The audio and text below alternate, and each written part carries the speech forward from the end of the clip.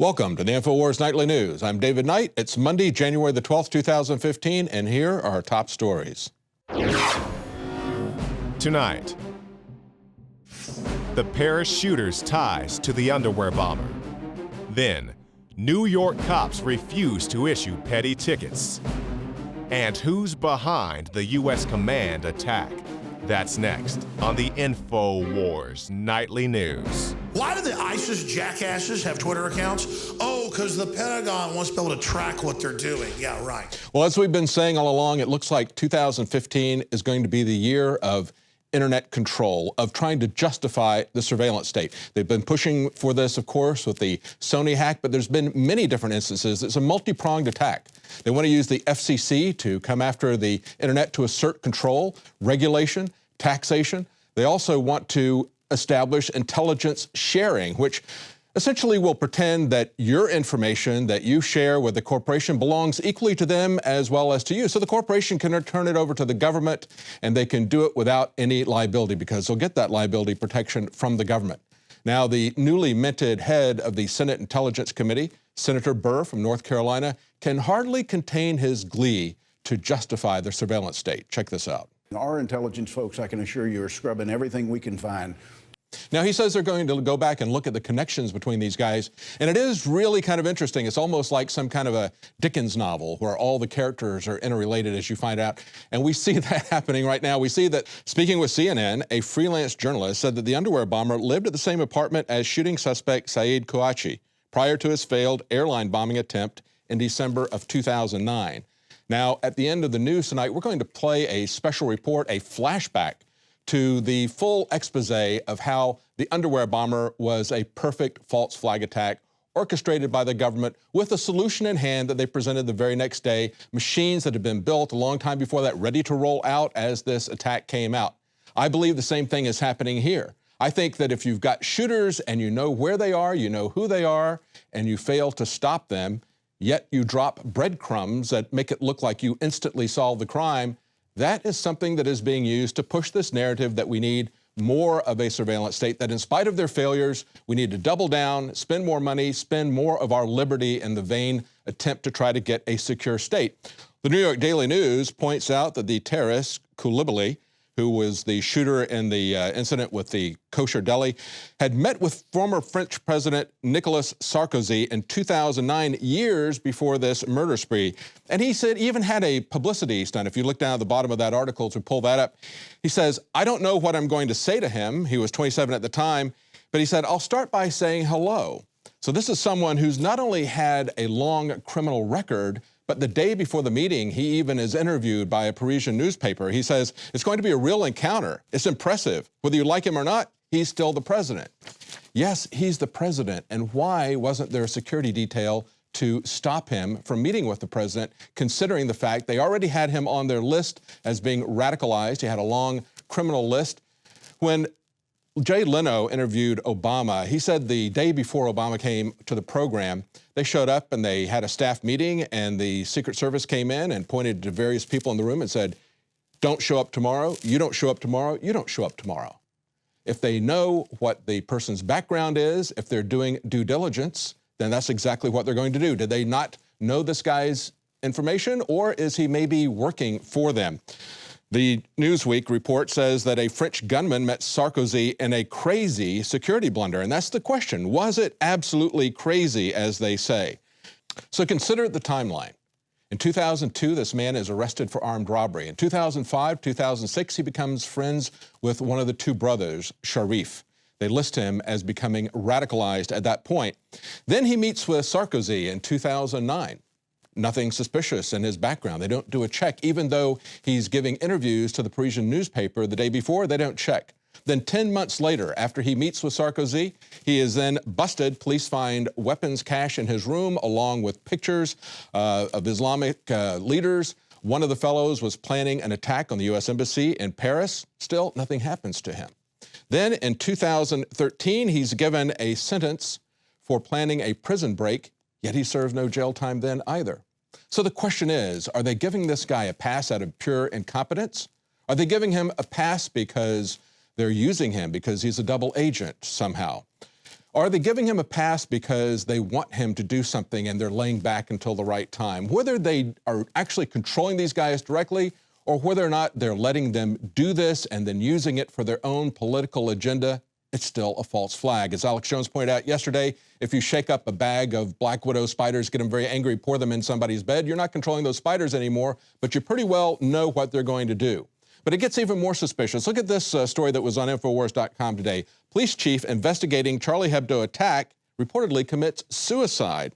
Now, the interesting thing is that this fellow who committed suicide with his own revolver in his office, he is the second in command. The third in command, almost a year ago, a little over a year ago, did exactly the same thing in Limoges. That's about 3.5 hours outside of Paris. He was there interviewing family members of people who had been killed. Was it a coincidence, or is that something that just adds more suspicion to it? Now, there's also an article where a French columnist writing for Voltaire Network asks what's really behind this. He says, who did order this? Was this something that was ordered by Anwar al-Awlaki, as they point out, or is this something that was ordered by someone else, some Western government or intelligence agency with another agenda?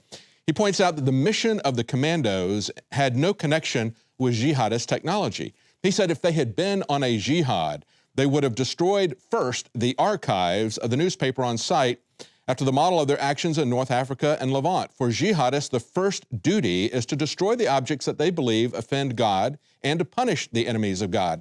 And he says similarly, they would not have immediately retreated, running from the police without completing their mission. They would have rather have completed their mission and died on the spot than to leave those cartoons there.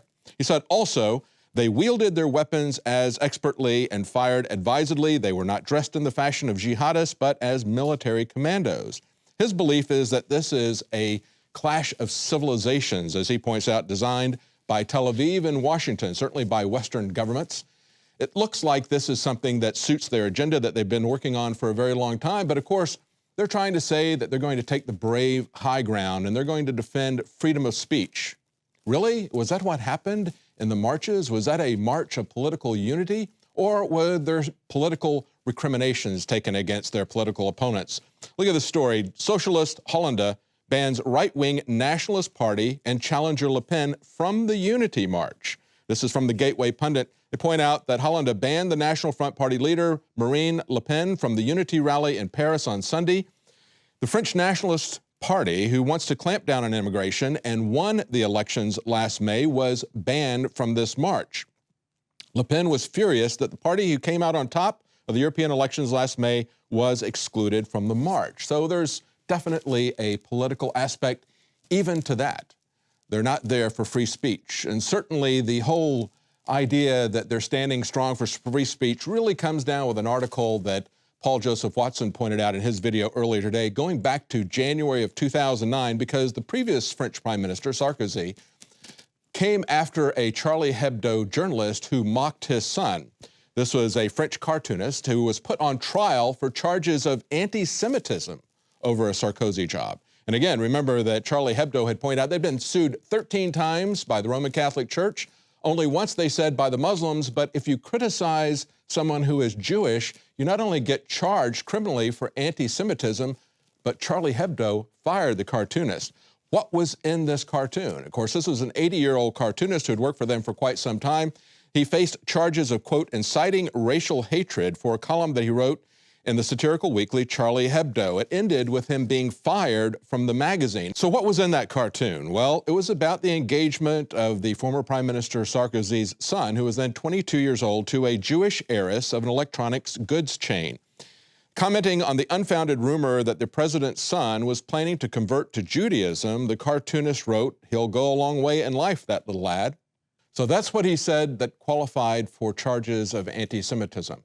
Charlie Hebdo, who say that they always support the absolute right of free speech, called on him to resign for that, to which he said, "I would rather castrate myself."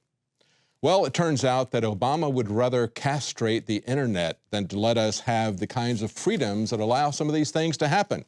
Today, he was talking about how he was going to do that, and simultaneously, for some reason, CENTCOM's social media got hacked, a very serious crime. Leanne McAdoo has the details.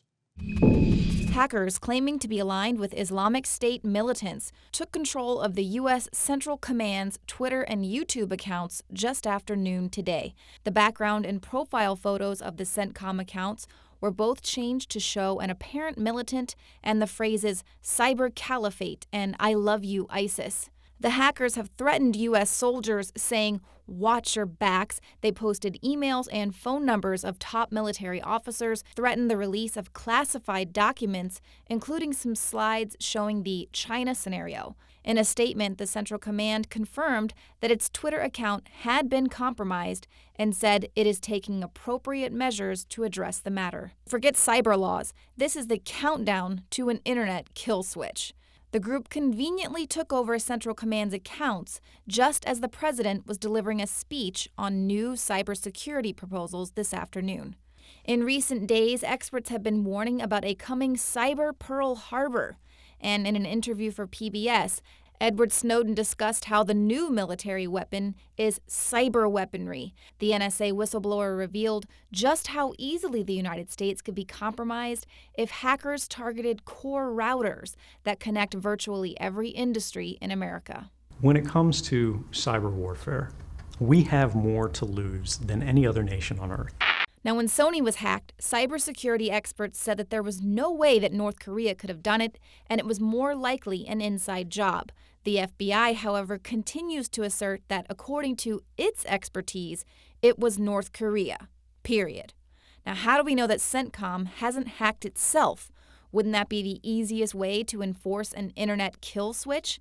This is the U.S. Central Command being hacked. Now, no doubt this latest hack will keep officials on high alert. The NYPD and FBI issued alerts today after ISIS re-released a video calling for attacks of intelligence officers, police officers, soldiers, and civilians in the U.S. Federal law enforcement agencies are taking the threats seriously. But it's not just ISIS using the momentum from last week's radical Islamic rampage in Paris to further their agenda. The West has wasted no time calling for CISPA-style legislation and information sharing, and you can expect to see this issue of cybersecurity propagated heavily in the president's upcoming State of the Union address. Now, of course, hacking their Twitter and YouTube accounts, that's something that is highly visible, but it's not something that is very damaging. And as the Washington Post points out, virtually all the posted documents appear to have already been publicly available online. There you go, absolutely no damage. But the question is, why does Central Command have social media accounts? Well, the Washington Post gives us the answer to that as well. In case you don't know, they say the United States and the Islamic State have waged a propaganda battle online for the better part of a year after the militants rose to prominence and seized broad swaths of territory. Yes, it is all about a propaganda war. Do you think they would wage that propaganda war by hacking their own account? I mean, how hard is that? Do you think it might be an inside job like everyone told the FBI happened at Sony with the interview? Of course, everybody believes that it was an inside job, but the FBI will not admit that. Anonymous tweeted today that its members had tracked the ISIS hacker to an IP address somewhere in Maryland. They say, FBI, you're welcome. They quipped in a tweet, "We'll find you, CyberCaliphate." There you go. Now we have a more detailed report from Mikhail Thalen and Joe Biggs, that's on Infowars.com, who hacked the CENTCOM Twitter. You can check that out. Now, Aaron Schwartz had warned us, and of course, he was the one who pretty much led the defeat of CISPA the first time it came around. He warned us who was really behind all of these exploits. I think it's really important that we stop cyber attacks. And the way to do that is to make our cyber systems more secure, to close the vulnerabilities that allow attackers to get in. But the problem is the government's doing the opposite. They are funding the creation of vulnerabilities. They are offering rewards for people to find and build vulnerabilities into the system and give it to the U.S. government so then the U.S. government can launch cyber attacks in other countries.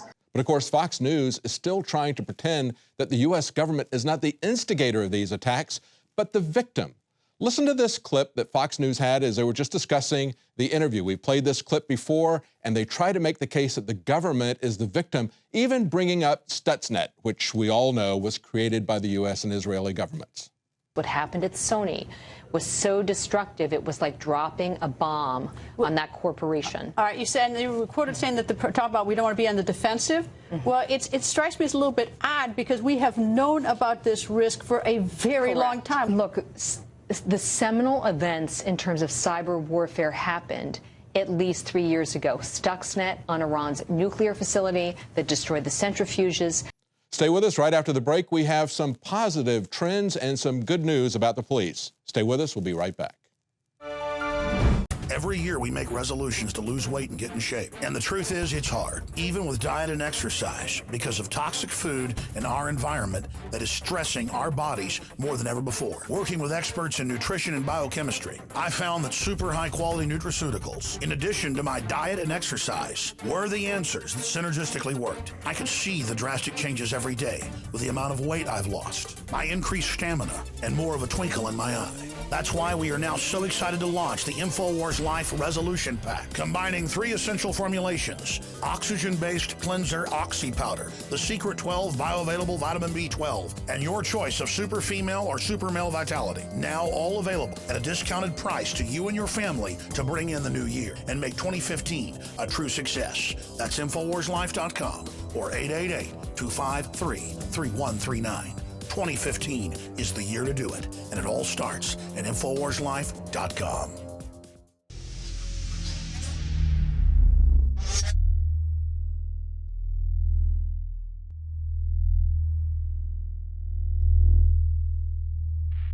City of Austin tap water versus filtered City of Austin tap water. I can taste dirt in it. God knows what's in this. This has an aftertaste. Tastes like Austin water? Yeah, it does. Ugh. These people just sampled City of Austin tap water straight from the faucet. Next, we had them try a sample of tap water filtered through the ProPure G2.0 filtration system. High quality H2O. That one is better. Tastes like nothing. Yep, I know what good water tastes like. It's good water. Most tap water contains added substances like fluoride, chlorine, Monsanto's deadly pesticide, glyphosate, and many others. Studies prove that these substances are linked to an assortment of major health issues, including tooth decay, lowered IQ, and even cancer. It tastes like you're drinking out of the lake when you're drinking tap water. Yeah, it has that processed flavor to it. The ProPure G2.0 filtration system removes these deadly substances and many more, leaving only fresh-tasting, deliciously clean water. Okay, this is very tasty. It's good water. Refreshing. It's good. Go to InfoWarsStore.com today. Use promo code WATER and save 10% off your ProPure purchase. Again, that's InfoWarsStore.com or call 1-888-253-3139.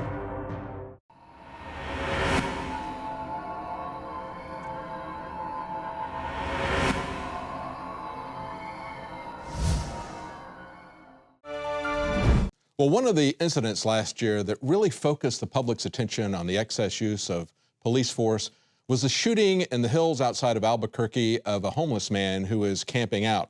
Now, today we learned that Albuquerque cops who gunned that homeless camper down are facing murder charges. A New Mexico District Attorney's Office has filed murder charges against the Albuquerque police officers who gunned down the nonviolent camper last year. And this is interesting. The DA's office performed a rare but legal move, and bypassing the grand jury to indict the officers reportedly marks the first time that an Albuquerque police officer has been charged after shooting someone in the line of duty. That's something that a lot of people have been calling for, the fact that they would stop and bypass the grand jury convictions. That's a point of reform that people passed out on a flyer on New Year's Eve in New York City, calling for that along with a lot of other reforms, because we need to have an open process reviewing what happened when the police officers shoot down someone and there's a question as to whether or not there was a excessive use of force. That's a very positive development. There's also positive developments in New York City as well. We've reported in the past on how they have slowed down their workload, I guess, and you could call it that, in terms of giving people tickets for minor violations. That was down anywhere from 93 to 95%. Well, guess what? On New Year's Eve, it was down 100%. It went down to zero. The New York City police issued 0 low-level crime tickets to the 1 million revelers in Times Square on New Year's Eve. This is reported by the Daily Mail. They say that there were no tickets for having an open container of alcohol in Times Square on New Year's Eve. They say the slowdown in enforcement has also not translated to a rise in crime. Could it be that the New York Police Department is kind of understanding that they're being used as pawns? They're being used by a mayor, by a city council who tries to elevate themselves and take the high road. When things hit the fan, they throw the cops under the bus, even though the cops are doing what they asked them to do.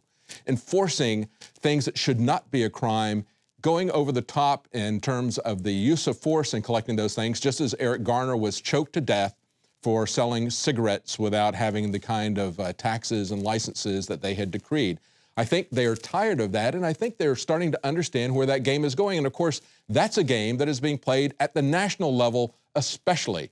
That's where Obama and Eric Holder and the federal government are telling the police that they're operating in a war zone, that they need to take people out before they take them out. They're giving them military equipment and, of course, training from the Southern Poverty Law Center to identify who their enemies are. Then when something happens, something blows up, they take the high road, they distance themselves from these police officers that they put in this situation and leave them to take all the heat. Now, of course, it's costing the city $10 million a week. This is an article from the New York Post. They say there were 1,191 parking summonses handed out between December 29th and January the 4th.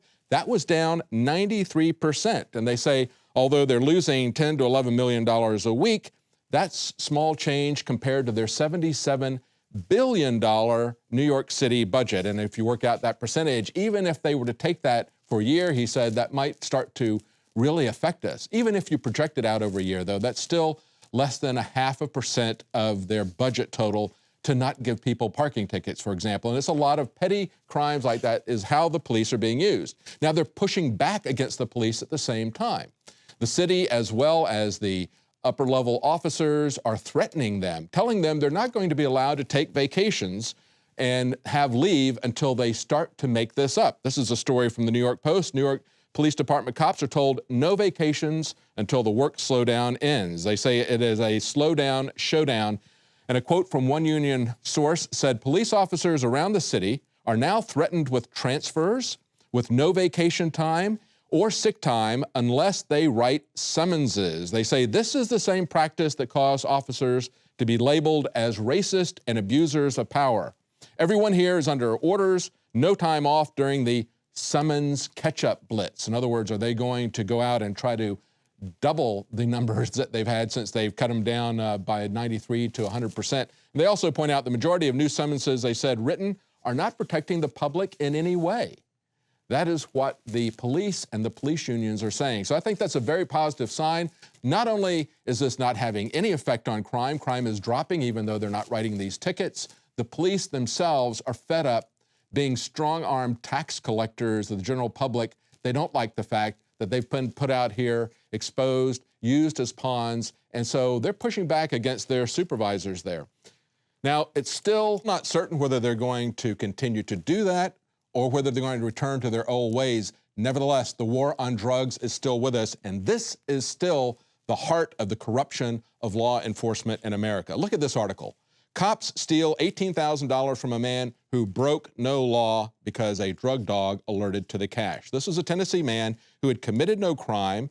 He was not even driving the car that was pulled over. He was a passenger in the car, and the car was pulled over, they say, because it changed lanes without using a blinker. They pull a police dog over and have him sniff the car. He doesn't find anything, but he alerts to the money. Now, pay attention to this. As we pointed out many times, and as this article points out, it is widely known that a large percentage, up to 90% of U.S. paper money, contains traces of cocaine. Having a large amount of cash will always alert a drug dog. In fact, the U.S. Court of Appeals for the Ninth Circuit has ruled that government does not have probable cause to seize cash from motorers based only on drug detection dogs' reactions, stating specifically that the majority of money in circulation has drugs on it. And of course, no drugs were found in this particular case. And as this article points out, calling it road piracy, this is from DC Clothesline, they say it's gotten so bad that the Canadian government warns its travelers about traveling to the United States, warning them that American police officers will steal things from them, cash, cars, never charging them with a crime, doing it under this program they call civil asset forfeiture. It is nothing but road piracy, and they point out that in the last year there's been 62,000 incidents of this, with $2.5 billion stolen from people on the street who have committed no crime for which they have no probable cause. Now stay with us. Right after the break, we've got a special report from Dan Bidandi. He confronts the new governor of Rhode Island. We'll be right back.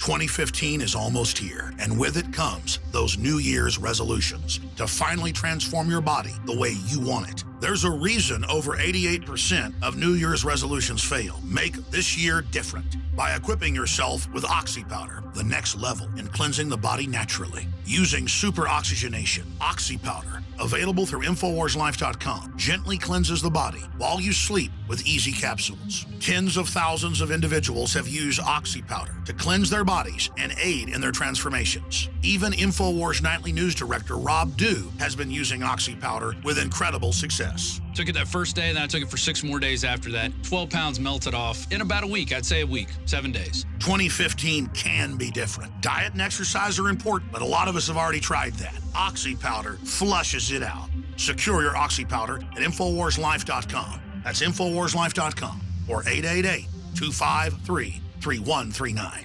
Sold out for weeks due to the difficult and extensive proprietary process behind its creation, the exclusive InfoWars Life Secret 12 formulation is now back in stock in the last limited shipment of 2014. The most bioactive form that has been created with our proprietary process. This ultra-clean vitamin B12 nutraceutical has been carefully crafted and developed over the last 2 years and is based on cellular science of how your body actively absorbs essential nutrients. Secret 12 is taken by mouth, right on the tongue, and then swallowed. No needles, no injections. Vitamin B12 deficiency is linked to scores of serious problems. And Secret 12 is a fusion of 2 organic, proprietary forms of vitamin B12, bringing you a true nutraceutical quality vitamin B12. Secret 12. Secret 12 is an excellent Christmas gift and is tailor-made to boost your New Year's resolutions. Supplies of Secret 12 are very limited. Secure yours today at InfoWarsLife.com or by calling toll-free 888-253-3139.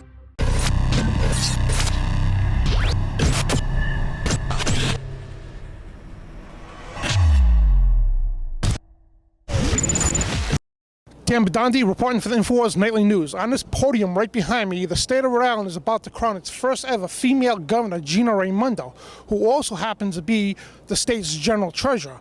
She has lost $372 million out of the pension fund. She's a member of the communist group, the Council on Foreign Relations, the CFR.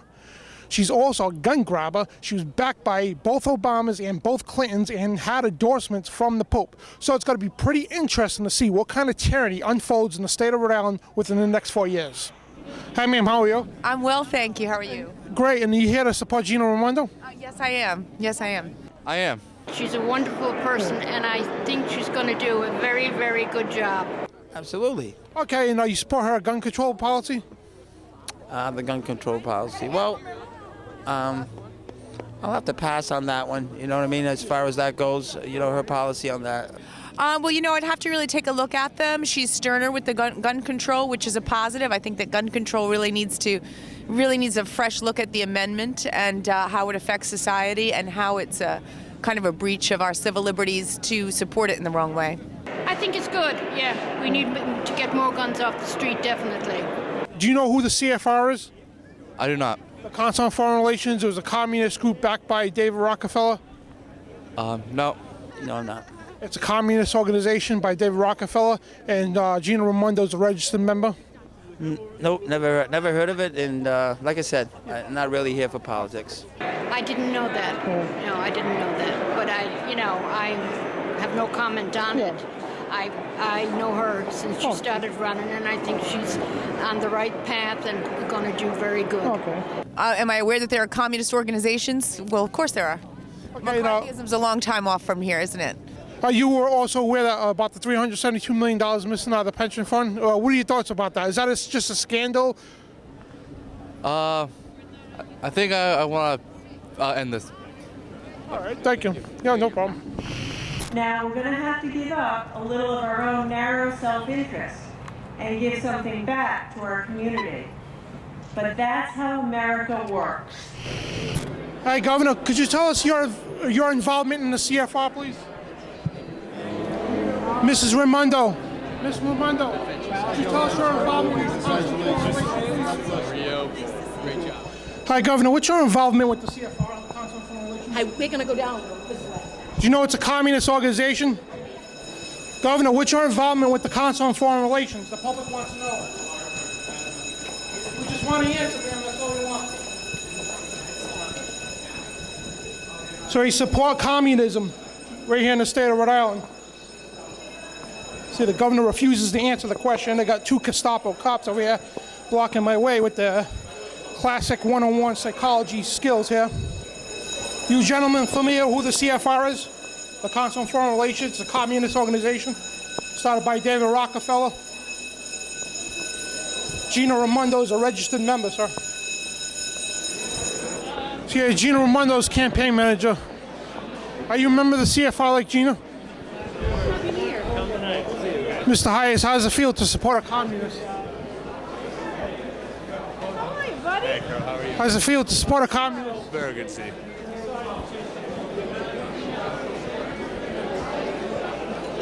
No, I'm just asking questions. So why are you gonna answer the questions?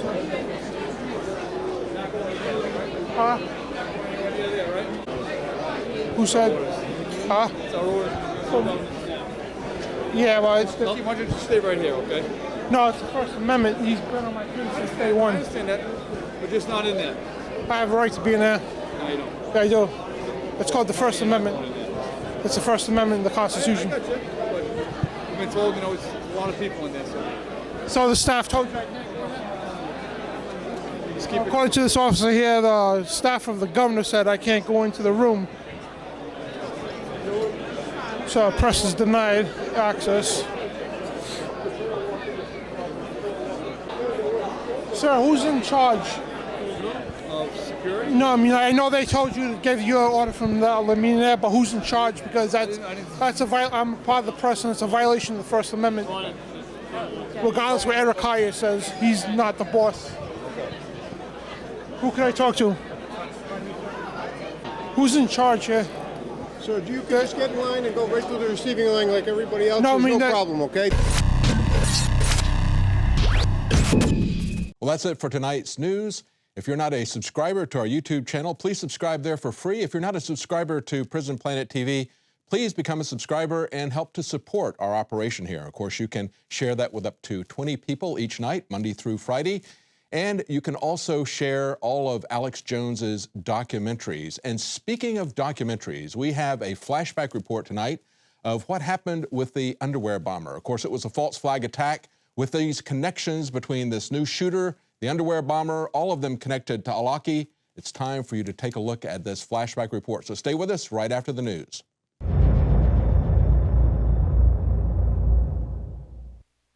City of Austin tap water versus filtered City of Austin tap water. I can taste dirt in it. God knows what's in this. This has an aftertaste. Tastes like Austin water? Yeah, it does. Ugh. These people just sampled City of Austin tap water straight from the faucet. Next, we had them try a sample of tap water filtered through the Pro Pure G2.0 filtration system. High quality H2O.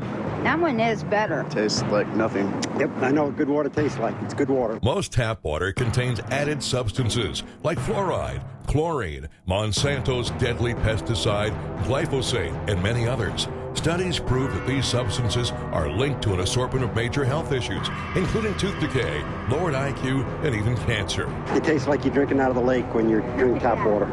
Yeah, it has that processed flavor to it. The Pro Pure G2.0 filtration system removes these deadly substances and many more, leaving only fresh-tasting, deliciously clean water. Okay, this is very tasty. It's good water. Refreshing. It's good. Go to InfoWarsStore.com today. Use promo code WATER and save 10% off your Pro Pure purchase.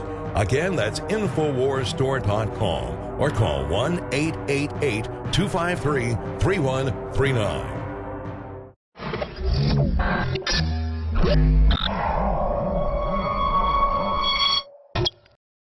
And we now know that the three shooters were being handled by the known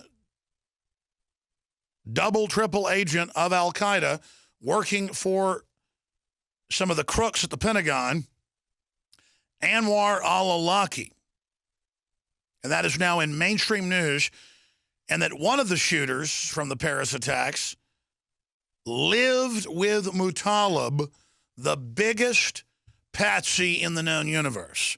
Drugged, put on the flight with no ID, no visa, passport.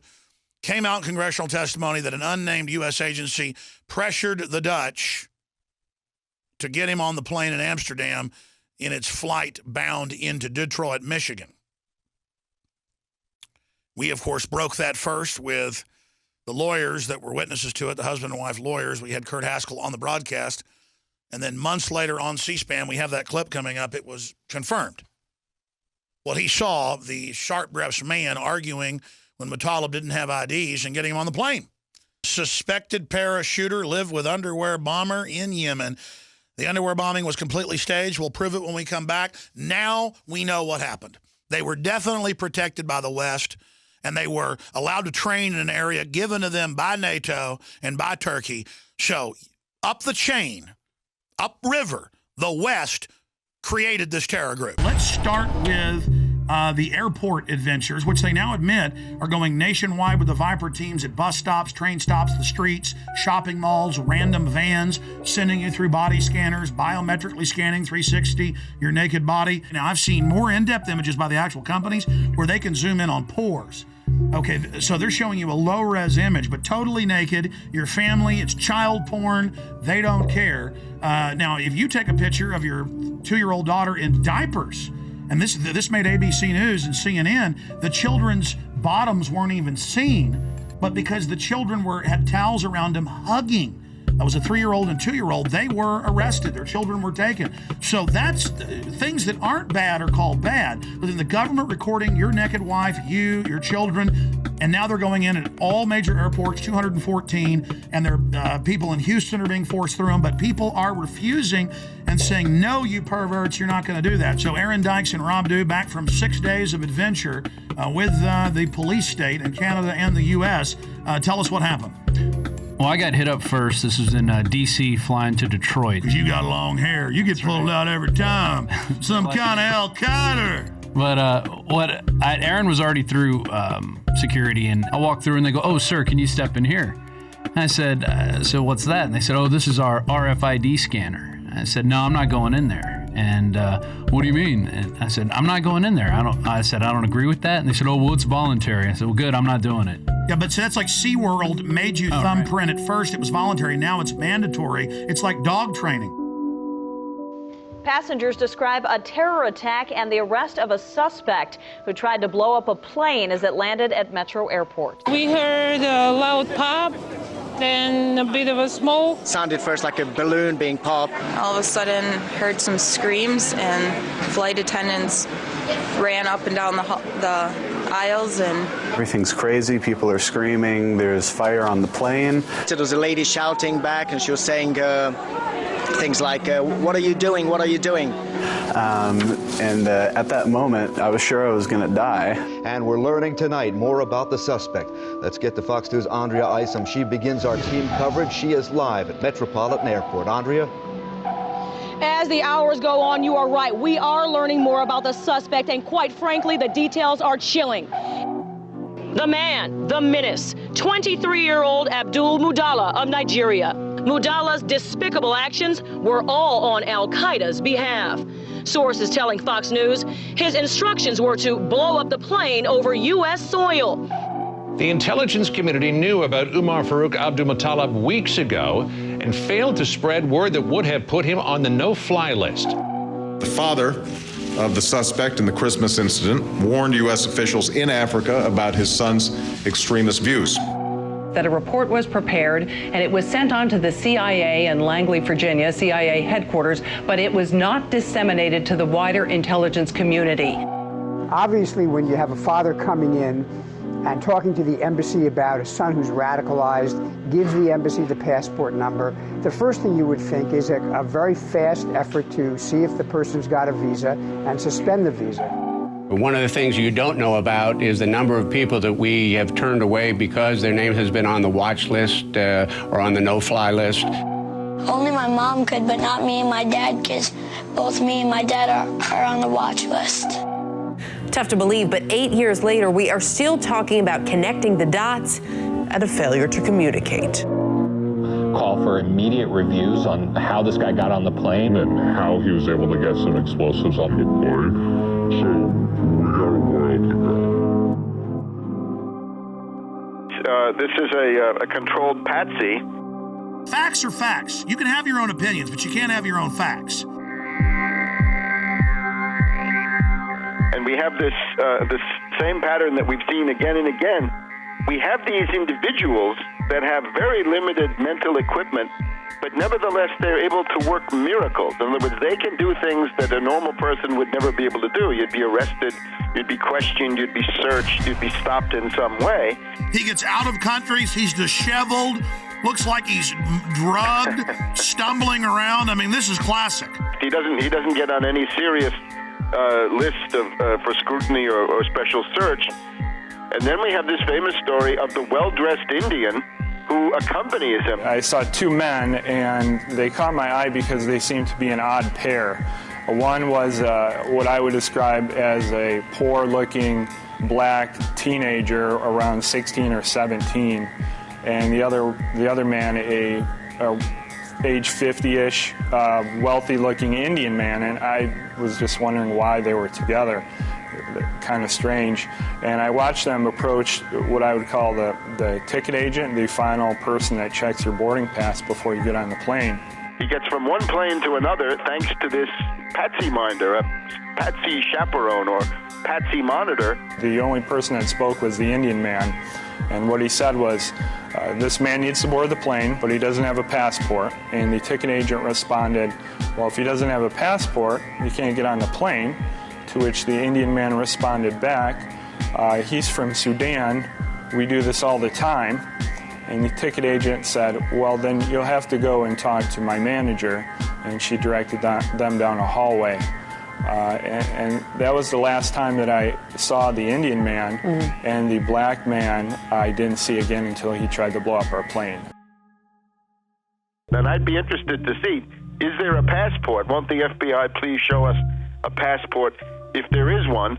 They won't release the videos from Amsterdam. I mean, this is suspicious. Oh, yes. I think it's beyond suspicious. It's a clear case of a patsy.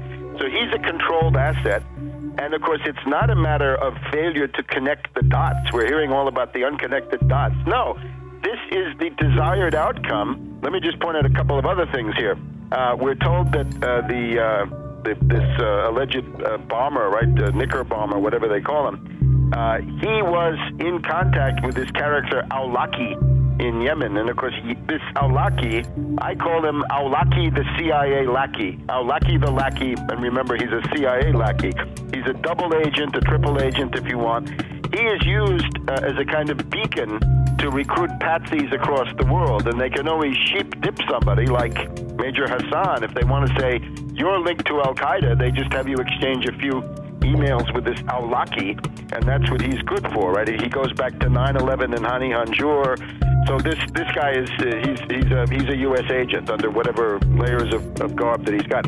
The other thing is, how was this young patsy Omar Farouk Muttalib, how is he radicalized? And I think we're getting some pretty good indications that it's this Brixton Mosque, Finsbury Mosque axis in London, the school for patsies, the British patsy Which, by the way, 6 months ago, I remember it, you predicted we'd see plane bombings out of that mosque.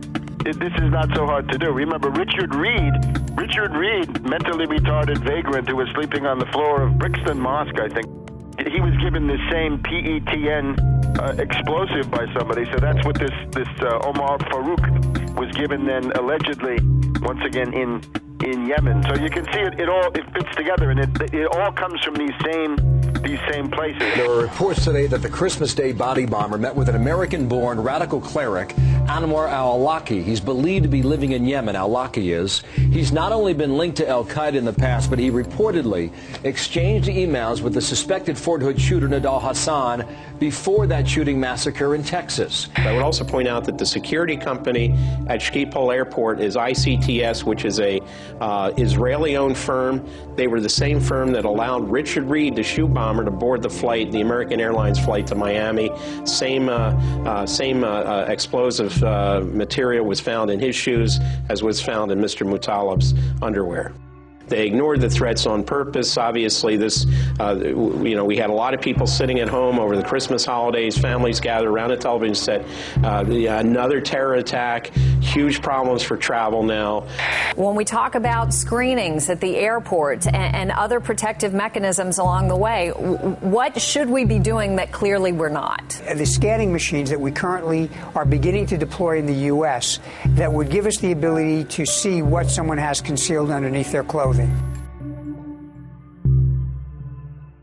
These body scanners are the key with these different psychological syndromes where people serve the abuser. Yeah, because that's what you have to get in, as to where this is going. It's not fun. It's degradation. It's the dehumanization of the individual. So really, what they're telling you is not only do you not own your body, you own nothing. You don't even own the patents to your own genes. They're telling you you're a piece of property. What do they do when you first come into a prison? They strip you and do a medical exam to humiliate you. They hose you down in front of other prisoners and they laugh at you, make jokes about you. When Aaron went through, it was even worse because I was behind him. Yeah, I went through. He told me to go through the scanner, and I said no. He said, "Why aren't you going to do it?" I said, "It violates my privacy." And this is what happened. This guy got scared. This guy was physically bigger than me. He was athletic. He started shaking when I said no. You think it doesn't matter to because it's a delusional world. He thought he'd found a real terrorist. Yeah. He was shaking, visibly shaking when I said no. And he tried to trick me to go through it again and told me they were going to body wand me, which they ended up doing. And then he tells me, "Oh, because I don't like it because it violates my Fourth Amendment, I read too much." Oh, you're one of those who reads too much. And you said he put his hands on you. Oh, yeah. Oh, yeah, he grabbed When I him said just no, like this. He started shaking. He didn't know what to do. And then his first flinch reaction was to grab my arm and try to pull me through the scanner. It was absolutely crazy. And you got women apologizing to the agents. "I'm so sorry. I forgot my mascara and my lipstick." And the Fourth Amendment says if you're going to search, you're not only going to have a warrant, you're going to say specifically what you're looking for. But it's not specific. It's liquids. It's lipstick. It could be shoes. It could be... breaking the will of the people. The real purpose of body scanners, and you scroll down, it shows the Nazis and others strip searching women in World War II. I'll tell you what I would do personally. I would just take photographs of all the mass graves of World War II and the Soviet Union, of all the naked bodies, and have big placards of that. And Genius. And saying, we're not going to end up like this. No, thank you. Great idea, pointing out that they always strip you down before they kill you. I mean, it's a real act of submission. Do you agree with me that this, telling everyone you will be naked body scanned, is a key point in our conditioning and we must resist it? Oh, absolutely, absolutely. It's an ongoing process of personalization, dehumanization, and getting the public to accept the fact they're nothing but cattle. Once you're on the plane, you're coming into Detroit, what happens next? The pilot comes on the speaker and he says we have 10 minutes to landing. Flight crew, take your seats and buckle up. A flight attendant walks by my seat, mumbling to herself, "Something smells like smoke." I looked up. I'm in row 27. I could see smoke coming from row 19, 8 rows up. It wasn't a lot of smoke at that time, and it looked like it was coming from the floor. So I unbuckled my seatbelt, took a few steps up the aisle to get a better look, and then it burst into flames across the floor of the seats and up the wall to the ceiling. When it burst into flames, people were screaming, "Fire, fire, terrorists, water, water, water, we need water, somebody get water." Flight attendants were screaming. The pilot comes on the intercom and says emergency landing and starts speeding up. And while this is going on, the terrorist man's being hauled off into the first class area.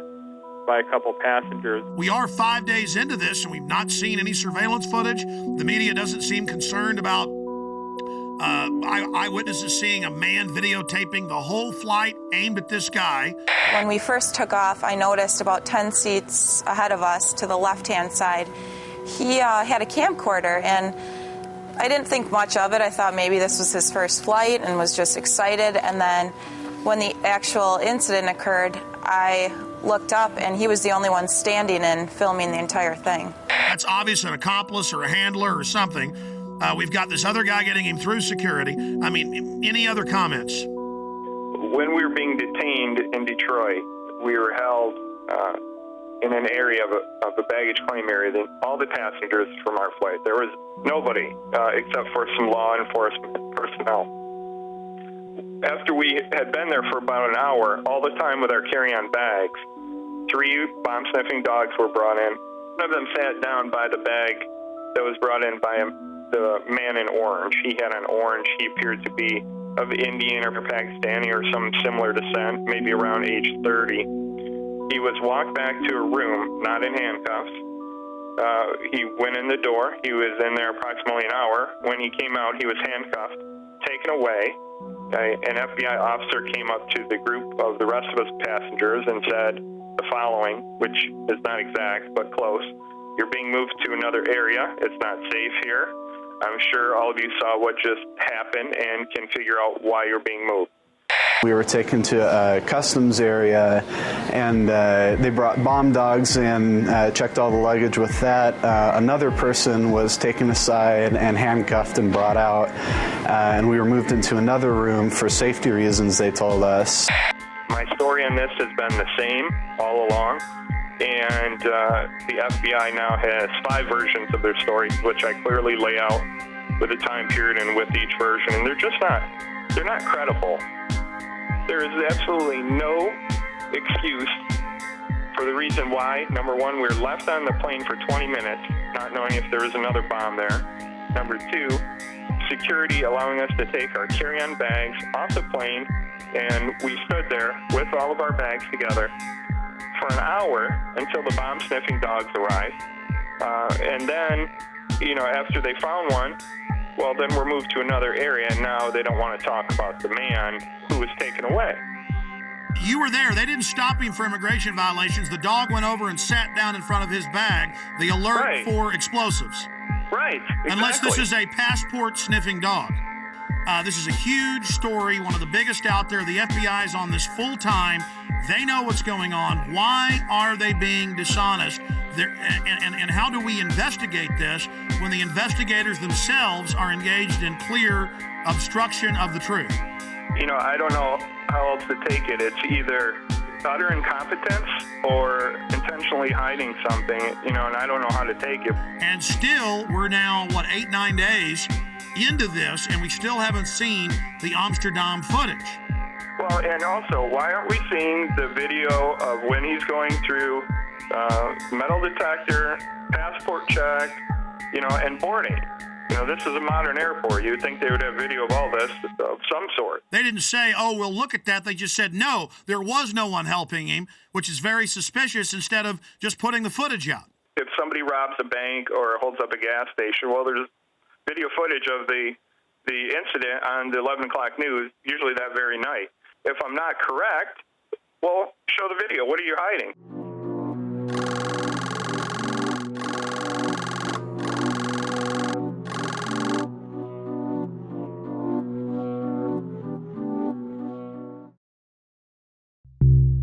Well, now, Sunday, it came out, 6 days ago, authorities were watching different Nigerian on Christmas Day flights, CNN. What a way to take a huge issue and just kind of put it out there like it's milquetoast.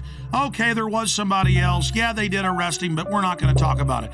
Kurt, there's a definite cover-up, and you've been vindicated in triplicate. Not only that, but I don't know if you caught the ABC News article that came out over the weekend. There were a couple sentences snuck in the bottom of this article about female suicide bombers. I don't know if you caught this. No, tell us. I'll read it to you word for word.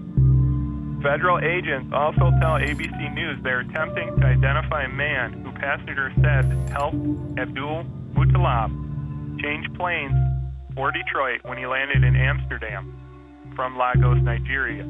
Authorities had initially discounted the passenger accounts, but the agents say there is a growing belief the man may have played a role to make sure Abdul Muttalib did not get cold feet. Oh my God, you've been vindicated by them on that. But obviously they think the trail's cold now. They have all the surveillance footage. They were involved in a cover-up. Kurt, this is huge. Well, that was my take on it, but unfortunately for ABC News, they buried it in the bottom of a seemingly unrelated article about female suicide bombers heading here from Yemen. Why is this not front page news everywhere, number one? Number two, why are you burying it at the bottom of this article? Number three, why did you initially discount my story to begin with? It's not like I'm not credible here. And of course, they had COINTELPRO posing as the Patriot movement attacking you. All the usual suspects. I mean, it never ends, Kurt. We are, of course, going to get into the top story today. In plain view, as if it's no big deal, DetroitNews.com. Okay, it was a U.S. government agent that was the smart-dressed man that led Umar Farouk al-Matab, or the underwear bomber, on to the aircraft in Amsterdam. After a month plus of lying and saying that no such man existed, and saying no one else was pulled off the plane in Detroit, supposedly with a bomb. Now they've admitted that happened as well. Kurt Haskell, the lawyer, and his lawyer wife, they've both on record have been proven right with other witnesses. And you add how they were already getting in Yemen. That's now confirmed. Washington Post. They were planning to already launch a bigger attack, 2,000 troops there. And then right on time, right as the body scanners were scheduled to go in January nationwide. That was already scheduled, folks. They're saying on the news, oh, now we're doing this. Now, I went and looked it up. They were scheduled to go in the additional 214 airports. They were in less than 20. So although we have acquired these machines, they are not as widely deployed as they should be. In your current role as a consultant, do you have an interest in body scanners? We consult with all kinds of firms, including firms that do manufacture body scanners. You do have some interest in more sales of body scanners. As well as a lot of other security measures. But I would point out that I've talked about this for probably the last 3 years. Read what the scanners do to your body. And the TSA guys, again, you need to know why you're going to be dying in 5 years of cancer. Go ahead. And then we find this article about terahertz waves, which is what they use to do this scanner. This came in today. And according to one of their studies, I'm just going to read this real quick. Terahertz waves are in the electromagnetic spectrum between microwaves and infrared, and they pass through non-conductive materials such as clothes, paper, wood, and brick. They say the forces that are generated by these THZ fields are tiny and resonant effects that allow the THZ waves to unzip double-stranded DNA, creating bubbles in the strand that could significantly interfere with processes such as gene expression and DNA replication. So step in the microwave. And of course, the fools don't know that the reports you've pulled up and I've looked at, these things are leaking. But the TSA guys are going to love dying of cancer. Oh, yeah. This is fun. Surrounding it. They're all around it. The thing's right there. Well, see, that's kind of the good thing, though. See, evil always gets judged. These guys make excuses. They're going to make excuses about scanning naked children, scanning naked women and men. They're going to make excuses about how it doesn't hurt you. They're the ones that are going to die first. Oh, yeah. 8 hours a day standing around it. And I'm sad for them, but this is what they want. This is what they get. Every year we make resolutions to lose weight and get in shape. And the truth is, it's hard, even with diet and exercise, because of toxic food and our environment that is stressing our bodies more than ever before. Working with experts in nutrition and biochemistry, I found that super high-quality nutraceuticals, in addition to my diet and exercise, were the answers that synergistically worked. I could see the drastic changes every day with the amount of weight I've lost, my increased stamina, and more of a twinkle in my eye. That's why we are now so excited to launch the InfoWars Life Resolution Pack, combining 3 essential formulations: oxygen-based cleanser Oxy Powder, the Secret 12 bioavailable vitamin B12, and your choice of super female or super male vitality. Now all available at a discounted price to you and your family to bring in the new year and make 2015 a true success. That's InfoWarsLife.com or 888-253-3139. 2015 is the year to do it, and it all starts at InfoWarsLife.com.